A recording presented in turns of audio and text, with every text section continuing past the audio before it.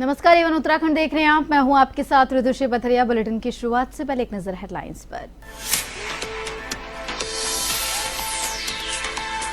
भारत के 38वें राष्ट्रीय खेलों में मचेगा धमाल। अब 2 नए खेल बिखरेंगे जलवा। योग और मलखंब राष्ट्रीय खेलों में शामिल।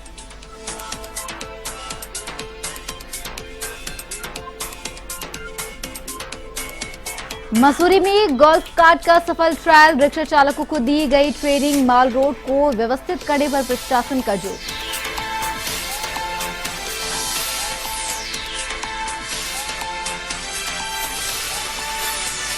लोहाघाट में लीकेज ने बढ़ाई पेयजल समस्या। हर रोज बर्बाद हो रहा हजारों लीटर पानी। निवर्तमान सभासद ने उठाई मांग।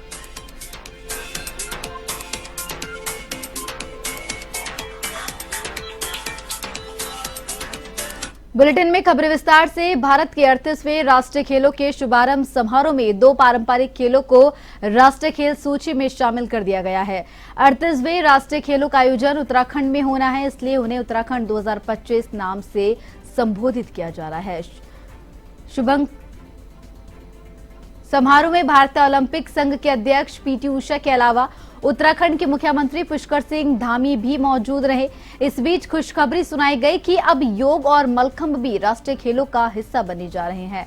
बता दें कि 38वें राष्ट्रीय खेलों का आयोजन अगले साल 28 जनवरी से शुरू होकर 14 फरवरी तक चलेगा।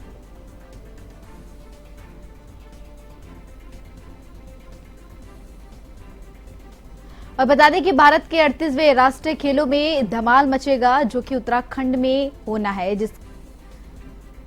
और बता दें कि साथ ही इसके अंदर 2 अन्य गेमों को भी शामिल किया गया है, जिसकी पुष्टि जो है मुख्यमंत्री पुष्कर सिंह धामी ने की है।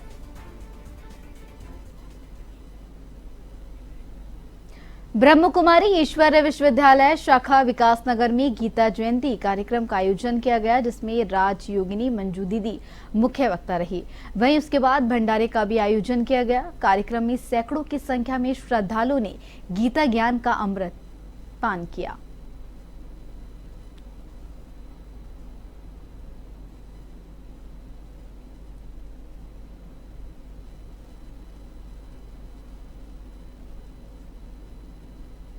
मार्गशीर्ष महीने में शुक्ल पक्ष की एकादशी को बनाई जाती है। वास्तव में वो उस समय का प्रतीक है जब भारत में धर्म का वास होता है या कहीं धर्म की गलानी होती है। एक धर्म दूसरे धर्म के साथ हिंसा का प्रयोग करता है। ऐसे समय में परमपिता परमात्मा जो हम सब के पिता हैं, उनको इस धरती पर पहाड़ों की रानी मसूरी में गोल्फ कार्ट का मॉल रोड पर सफल ट्रायल किया गया। रिक्शा चालकों को गोल्फ कार्ट को संचालन को लेकर ट्रेनिंग भी दी गई। इस मौके पर पूर्व भाजपा मंडल अध्यक्ष मोहन पटवाल और मीरा सक्लानी के साथ भाजपा कार्यकर्ता और स्थानीय लोगों ने भी गोल्फ कार्ट के सफर का आनंद लिया। मसूरी पूर्व मंडल अध्यक्ष मोहन पेटवाल ने कहा कि मसूरी मॉल रोड को व्यवस्थित, सुंदर और पर्यटकों को बेहतर सुविधाएं दिए जाने को लेकर मसूरी मॉल रोड पर गोल्फ कार्ट का संचालन किया जाना है, जिसको लेकर मसूरी में पहले चरण पर 4 गोल्फ कार्ट का संचालन शुरू होना है।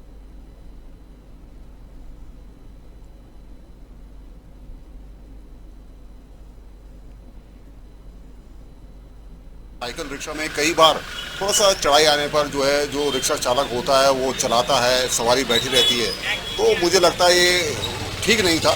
और उसी को देखते हुए और मसूरी को अपग्रेड करते हुए माननीय मंत्री जी ने इसलिए प्रयास किया है और मजदूर संघ के लोग सभी इससे सहमत हैं। और अभी 4 गोल्फ कार्ट यहाँ पे आई हैं और निश्चित ही जैसा ट्रायल होगा और जैसे इसकी सफलता मिलेगी तो निश्चित ही और भी गोल्फ कार्ट आएंगे और हमारे जो टूरिस्ट हैं जो पूरे देश से और विदेश से यहाँ पर उत्तराखंड सरकार ने ग्राम प्रधान और ब्लॉक प्रमुख को प्रशासक बनाया। आदेश के तहत उत्तराखंड में हरिद्वार जिले को छोड़कर शेष ग्राम पंचायतों में अगले 6 माह तक निवर्तमान प्रधान ही प्रशासक के रूप में काम करते रहेंगे। क्षेत्र पंचायतों में ब्लॉक प्रमुखों के लिए यह व्यवस्था लागू रहेगी। सचिव पंचायती राज चंद्रेश कुमार की ओर से इसके आदेश किए गए हैं। सचिव चंद्रेश कुमार ने बताया कि उत्तराखंड पंचायती राज अधिनियम 2016 की धारा 130(6) में राज्य सरकार को चुनाव न होने पर 6 माह से अधिक की अवधि तक प्रशासक नियुक्त करने का अधिकार है।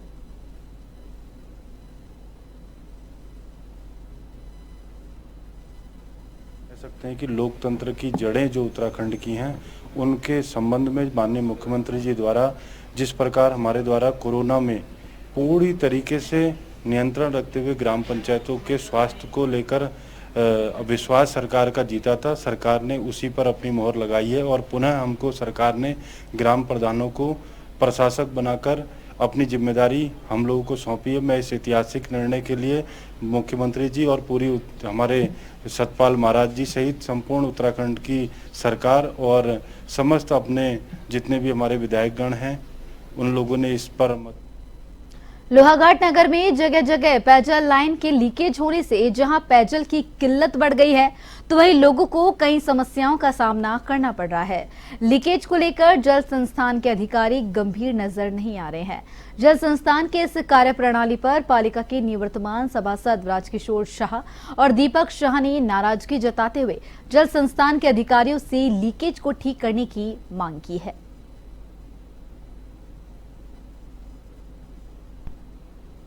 पानी रोड में लीकेज हो रहा है, ये सब हमारी दुकानों में आ रहा है। वहां पर जितने भी दुकानदार भाई हैं हमारे वो परेशान है और जो रास्तों में पानी लीक हो रहा है तो इससे घरों तक पानी नहीं पहुंच पा रहा है, लोग परेशान है। खुद मेरे बजरंग महिलाओं ने मसूरी नगर पालिका की सीट को महिला ओबीसी आरक्षित किए जाने का विरोध शुरू कर दिया है, जिसको लेकर विभिन्न संगठनों की महिलाओं के साथ कांग्रेस और भाजपा देहरादून जिला उपाधीक्षक पुष्पा पडियार ने प्रेस वार्ता की। उन्होंने सरकार से मसूरी नगरपालिका की सीट को सामान्य महिला सीट किए जाने की मांग की है। मसूरी महिला कांग्रेस अध्यक्ष जसवीर कौर ने कहा कि भाजपा की ओर से सोची समझी रणनीति के तहत नगरपालिका की सीट को महिला ओबीसी आरक्षित किया गया है, जो महिलाओं के अधिकारों का हनन है।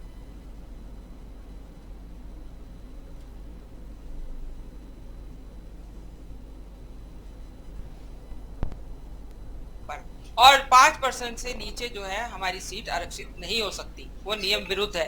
और इन्होंने सभासदों की सीटें भी उसमें भी घोटाला कर दिया, उसमें भी नहीं देखा इन्होंने। आनंद फानन में जहां पर पुरुष होनी थी वहां महिला कर दी, जहां महिला होनी थी वहां पुरुष हो सकती कर दी, तो वो भी सारा गलत हुआ है।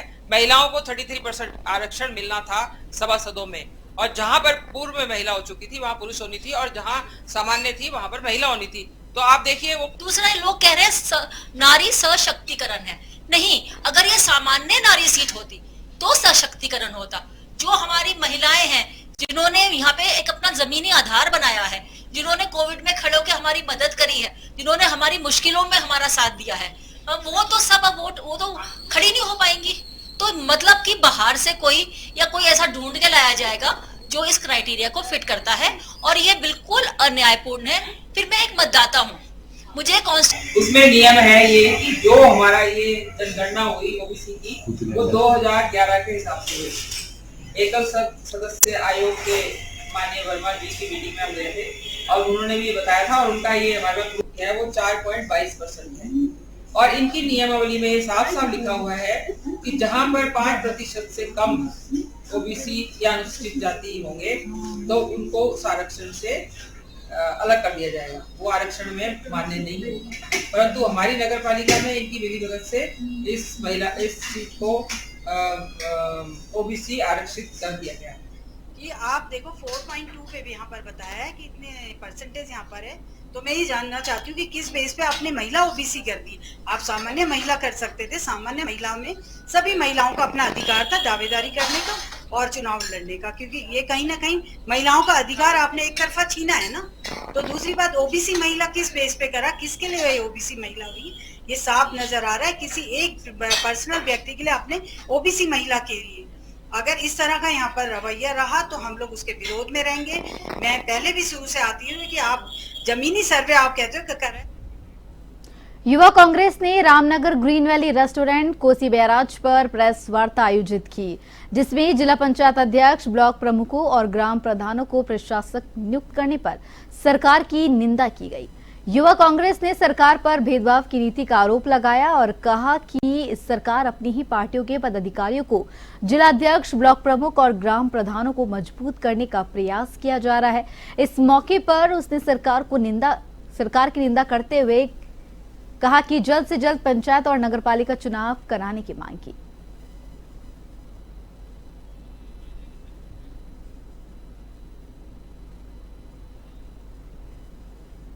लोहाघाट ब्लॉक के सीमांत चोड़ला ग्राम का डूंगाबोरा तोग सड़क सुविधा से महरूम है। गांव के लोगों ने एक बीमार महिला को डोली के सहारे 4 किलोमीटर खड़ी चढ़ाई कर दिगाली चौड़ तक लाए, जहां से वाहन के जरिए उपचार के लिए लोहाघाट उप जिला चिकित्सालय पहुंचाया गया। डॉक्टर अमर सिंह कोटियाल और पूर्व प्रधान हरि सिंह ने बताया कि डूंगाबोरा आज तक सड़क सुविधा से महरूम है। बीमार और गर्भवती महिलाओं को डोली के सहारे इसी तरह सड़क तक लाना पड़ता है। ग्रामीणों ने मुख्यमंत्री, क्षेत्रीय विधायक, जनप्रतिनिधियों और प्रशासन से गांव को में सड़क सुविधा से जोड़ने की मांग की है।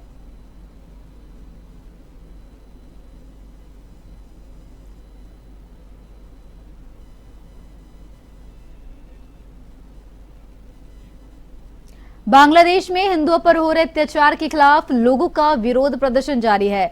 नैनीताल जिले के रामनगर में सर्व हिंदू समाज की ओर से आक्रोश रैली का आयोजन किया गया। लखनपुर प्राइमरी स्कूल के होते हुए मुख्य मार्गों से निकली इस रैली में विभिन्न हिंदू संगठनों के पदाधिकारियों के अलावा नागरिक जन शामिल हुए। इस दौरान वक्ताओं ने कहा कि बांग्लादेश में लंबे समय से हिंदुओं पर अत्याचार हो रहा है, सनातन समाज के लोगों को निशाना बनाया जा रहा है। रैली में शामिल महिलाओं ने कहा कि हिंदुओं पर हो रहे अत्याचार के खिलाफ पूरे विश्व के हिंदुओं का एक होना पड़ेगा।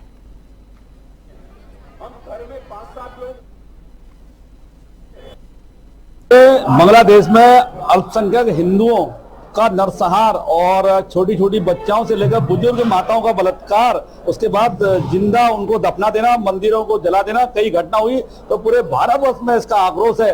उसी के तहत पूर्व नियोजित कार्यक्रम के तहत रामनगर में हमने विश्व हिंदू परिषद और सभी विचारधारा, चाहे वो हिंदू जागरण मंच हो, बजरंग दल हो, RSS हो और भारतीय जनता पार्टी, सभी ने मिलकर ये कार्यक्रम को किया है। यहाँ पे जो आज ये रैली का आयोजन किया गया है, जो हमारे बांग्लादेश में इतने हिंदुओं पे अत्याचार हो रहे हैं, उस विषय को लेकर आज यहाँ पे एक रैली रखी गई है, जिससे कि हमारे हिंदू लोगों में एक एकता नहीं है।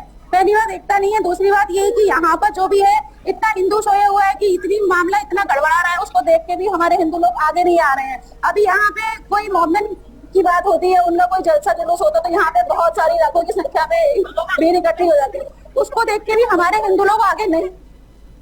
उत्तराखंड में गन्ना पेराई 21 नवंबर से शुरू हो गया है। गन्ना पेराई को लेकर के गन्ना मंत्री सौरभ बहुगुणा ने कहा कि इस बार गन्ना पेराई का कार्यक्रम सुचारू रूप से चल रहा है और कहीं से कोई शिकायत नहीं मिल रही है। साथ ही उन्होंने कहा कि उन्होंने गन्ना मिलों को हिदायत दी है कि किसानों के गन्नों का भुगतान समय से हो।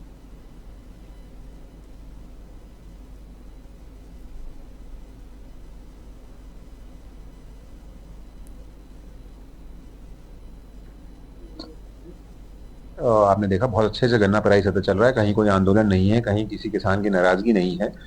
हमारी कुछ चीनी मिलों ने तो 30 नवंबर तक का पेमेंट भी क्लियर कर दिया है और पेमेंट पे हमारी जोर है कि हर कंपनी जो हर चीनी मिल जो है वो गन्ना किसानों का पेमेंट सही टाइम पे करे और उठान सही टाइम पे हो जाए, ताकि गन्ना किसानों को गेहूं लगाने में बाद में आसानी हो। तो कहीं से ऐसी कोई शिकायत नहीं आ रही है। मेरे देश भर में विजय दिवस मनाया जा रहा है। सीएम पुष्कर सिंह धामी ने सैनिकों को श्रद्धांजलि दी। उन्होंने एक्स पर लिखा कि 16 दिसंबर 1971 के भारत पाक युद्ध में भारत की ऐतिहासिक जीत का प्रतीक है। इस दिन पाकिस्तान ने भारतीय सेना के समक्ष आत्मसमर्पण किया था। यह दिन भारतीय सेना के अद्वितीय साहस, वीरता और संघर्ष को समर्पित है। धामी ने लिखा कि इस युद्ध में अभूतपूर्व रणनीतियों और वीरता का परिचय दिया है। इस जंग में भारतीय सेना ने पाकिस्तान को करारी शिकस्त दी थी। गड़बड़ कर दिया है, कोई गड़बड़ नहीं।